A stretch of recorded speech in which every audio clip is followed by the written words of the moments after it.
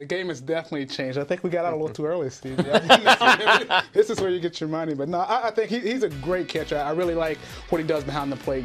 I think the numbers he's put up in past years in hitting and the home runs and the average, I don't think they're going to get that Ruiz. I think he's past that. I think he's going to be a guy that's going to be behind the plate. He's going to be consistent. He's going to give them good at bats, and he can control the bats. So he does bring a lot to the team. But I think maybe jumped the gun a little early for the 3 years and 26. That's a little bit much for me for a catcher of his caliber that's not going to hit probably more than 10 home runs for the rest of his career.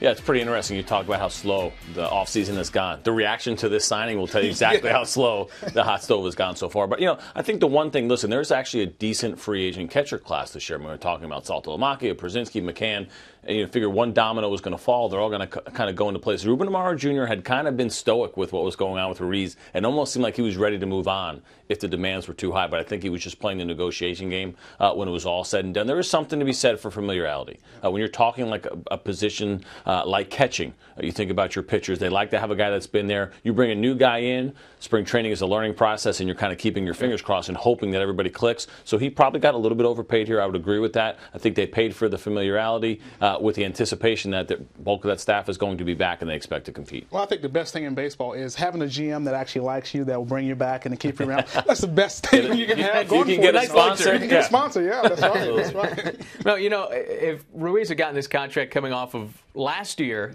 it would have been looked at as a bargain. He had a huge 2012, hit 325, a career high in home runs, but kind of went back to his normal career level in 2013. Also missed 25 games due to suspension.